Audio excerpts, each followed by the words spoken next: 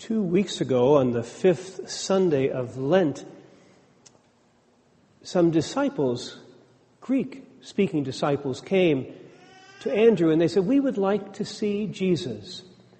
And that seemed to be the signal. Jesus said, from this moment on, Jesus' hour would begin. And the hour, of course, is the hour of the cross. When Jesus is lifted up on the cross, then Jesus will draw all people to himself. So the women go to the tomb. They take some spices with them. They're expecting to see Jesus, actually to see his body and to anoint him.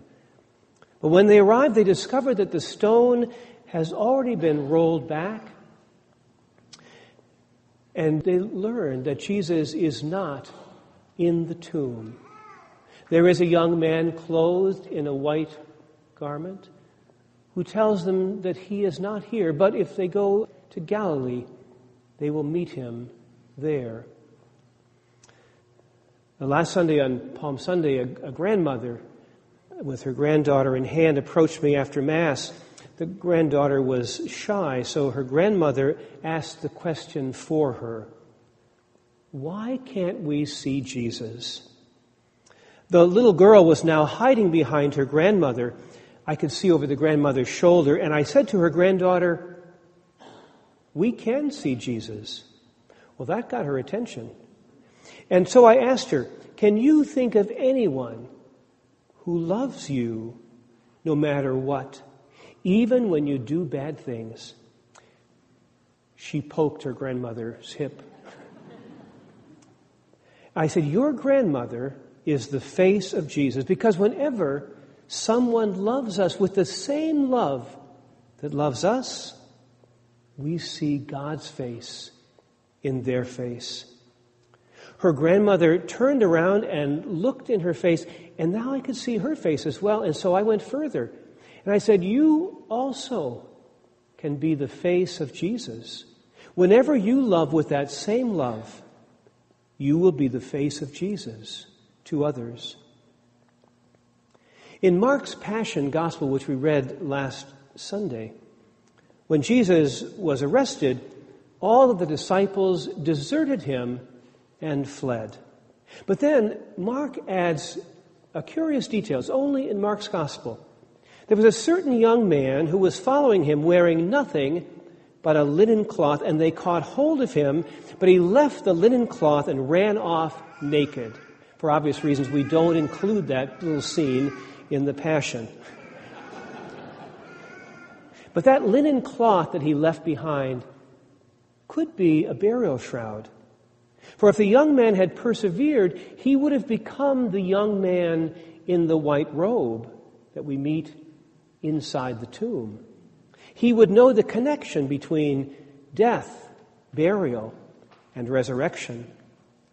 The young man dressed in white who sits on the right side of where they laid Jesus is the baptized Christian who understands and lives the path of death and resurrection. The fact that he is in the tomb means that he has died and was buried with Christ. The women do not see Jesus, but the young man in white told them that Jesus had gone ahead of them to Galilee. There you will see him, just as he told you. The gospel, of course, began in Galilee, and these women have been there before. Now they are beginning to understand that Jesus' messianic identity and mission holds dying and rising together. They know the road to Galilee leads to the road to Jerusalem. This past Wednesday, French President Emmanuel Macron led the nation in tribute to Lieutenant Colonel Arnaud Beltrame, who died after swapping places with a hostage during a terror attack in southern France the previous Friday. It was reported during the siege that an unidentified French gendarme had taken the place of one of the hostages. When Beltram's mother heard the news, she knew immediately that it would be her son, Arnaud. Arnaud was born into a family with little religious practice, but at the age of 33, 12 years ago, he had a conversion experience. He joined the catechumenate at his local parish, and he received First Communion and Confirmation at the Easter Vigil in the year 2010.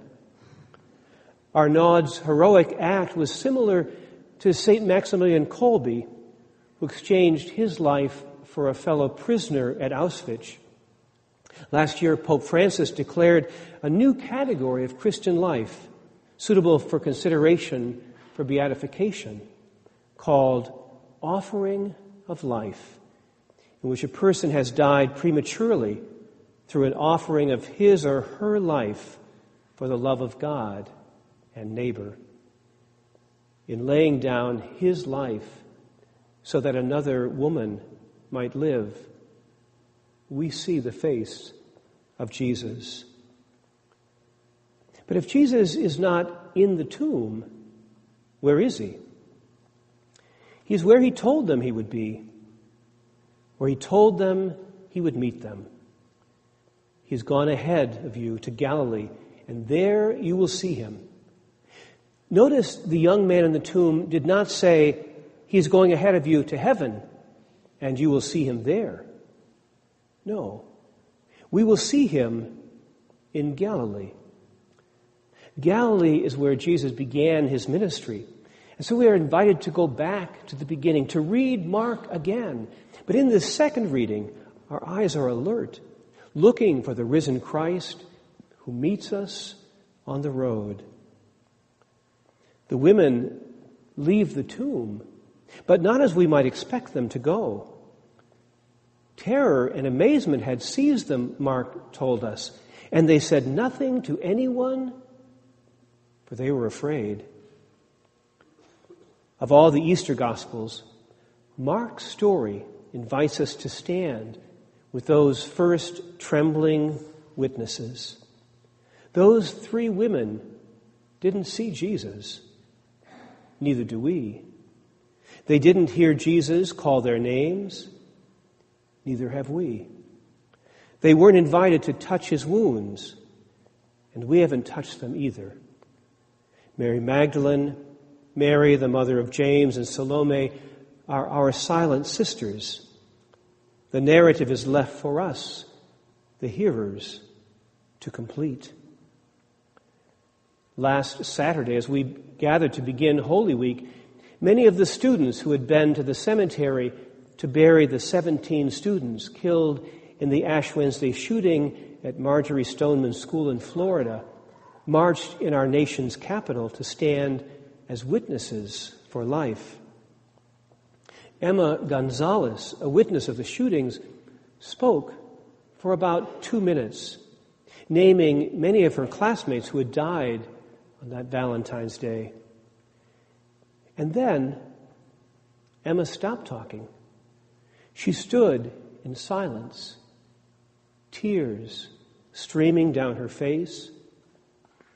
Broadcast live on national cable TV, this was the loudest silence heard round the world. Her silence echoes the silence of the three Marys at the tomb. Mark wrote his gospel in a time of trauma, shortly after Roman armies had squashed a Jewish rebellion, destroying the temple and much of Jerusalem. Jews were killed by the thousands, and those who followed Jesus from Nazareth were increasingly persecuted. Mark's silence is for them, a silence that honored their present trauma. After 4.5 minutes of silence, Emma's phone alarm went off, and she spoke again. She said, "It's been 6.5 minutes since I came on stage, the length of time the shooter had been in the school." Her silence invited us into the experience. Her silence created a space for us to enter the story. All these women can be our guides for telling the story and speaking words of faith. They can help us bring the gospel into dialogue with our own lives. And now we have heard for ourselves. We no longer need others to speak for us. We can go, no longer afraid, but strengthened, to stand as living witnesses of faith.